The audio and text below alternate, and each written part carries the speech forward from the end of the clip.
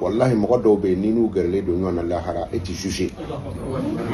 a taamaɲɔ bi bɔ a bɛ pɛrɛn-pɛrɛn o pɛrɛn-pɛrɛnli de o bɛ komi an ka jɛ étage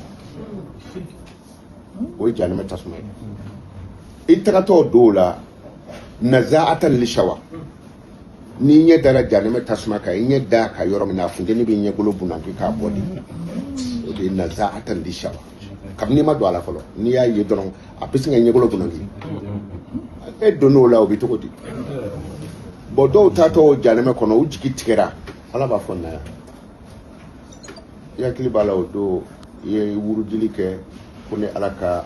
jarata nɔgɔya i ye i b'a fɔ ala tiɲɛ don n yɛrɛ ɲɛ kulo la wurudi siɲɛ caman bon ko n y'o jarata ko de to yen k'o don i ni nin cɛ o jarata de k'o jaabi n y'o fara i kan a b'a fɔ mɛlɛkaw a y'a pese ta mɛlɛkaw b'a pese u b'a ye e ye jahanama kɔnɔ don ma bɔ parce que baraji dɔ farala a ka ni baraji kan donc o de y'a caya a tɛ jahanama y'a ɲɛna bilen u bɛ tila k'a fɔ ko cɛ ala munna e ne ka dugawu dɔw jaabi diɲɛ kɔnɔ n'i m'a bɛɛ bila ka yan i bɛ tila ka ala accuser o la ko munna i ye n ka dugawu dɔw jaabi diɲɛ na e m'a bila ka yan donc k'a fɔ aw ye aw bɛ ala deli fɛn o fɛn na kulu walaw siɲɛ kelen bɛ cogo di ne y'a fɔ aw ye siɲɛ kelen diɲɛ tɔɔrɔ bɛ nɔgɔya nimire bɛ nɔgɔya kaburu jangata bɛ nɔgɔya lahara bɛ nɔgɔya o ye kulu o kalabon kelen de ye